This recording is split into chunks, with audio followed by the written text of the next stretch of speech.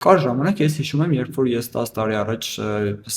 սրտատրոփ գալիս էի դեպի հեռուստատեսություն, ինձ բերում էր, գիտես ինչ, որ եթերի մարդիկ այդ իդեալականին մոտ մարդիկ են, հանրային կերպարները։ Բնականաբար, երբ հայտնվում ես եթերից այն կողմ, այդ վարագույրը միանգամից ընկնում է ներքև եւ հասկանում ես, որ դա այդպես ինչ է, բայց այնուամենայնիվ ինձ դա դուր է գալիս մինչև հիմա, ինչ եմ ասում, որովհետեւ հանրային խոսք եւ հանրային գործունեություն ծավալող մարդը պետք է տարբերվի բնականաբար։ Բայց հիմա մենք տեսնում ենք գովազդով զբաղվում են մարդիկ, ովքեր ունեն օրինակ խոսքի խնդիր,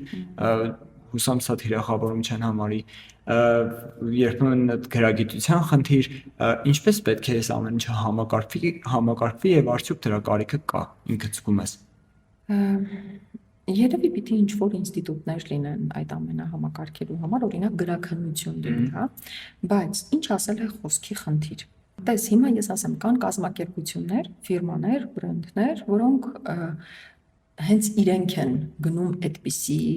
գովազդողին դիմում, որ իրենց ապրանքը գովազդվի հենց այդպիսի խոսքով, հենց այդպիսի կառուցվածքով, քո նշած մի քիչ, հա, sense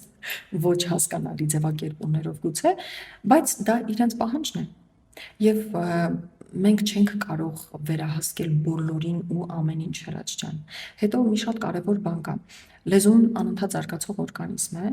եւ անգամ մասնակիցները մեծագույն, որոնց հետ այսօր ես մեր դաշտում գտնվող, հա, ես կապեր ունեմ շատ, ապակ ընկերներ ունեմ շատ լավ, ու միշտ իրենց հետ երբ խոսում եմ, ես էլ քո նման շատ կտրուկ էի վերաբերում այդ հարցին,